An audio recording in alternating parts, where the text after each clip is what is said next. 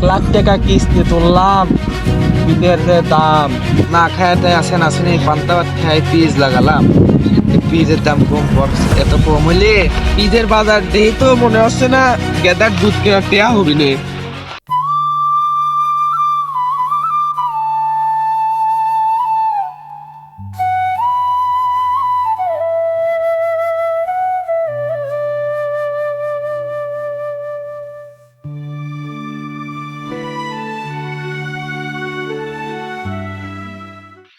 শালার 1,00,000 টাকা কিস্তি তুললাম, পিজের যে দাম, তারপরে পরে বই নিয়ে সার বিষের খরচ, আমার 1,00,000 টাকা করে খরচ করেই গেল।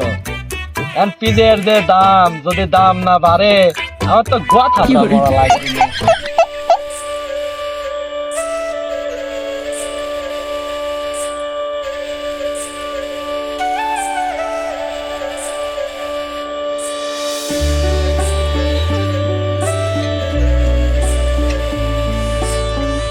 গাই গরু বেশি পিস লাগালাম, পিজের যে বাজার, পিজের বাজার দেই তো মনে হচ্ছে না গেদার দুধ কেনা টেয়া হবি নে।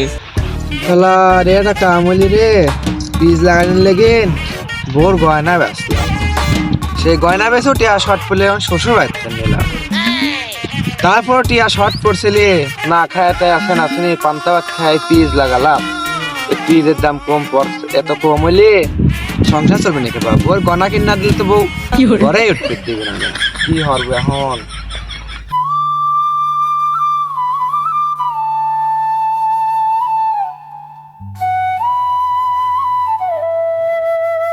তাহলে কেমবা হইলে পিজের কোনো দাম মাম নাই, বাজার মাজার নাই, এ তো একবারে এবার শেয়ার বুঝতে হবে।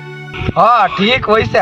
কি কইছে বাপু, তোমার তো তাও নিজের জমি, তুমি তাও বাস প্যানে, আমি যে কটলি চরচালি চরচার টিয়াই দেবো না কোনতেন, আর আমাকে তার দুধের টিয়া কোনতেন দেবো না, এই চিন্তায় তো আমি বাপু মলাম।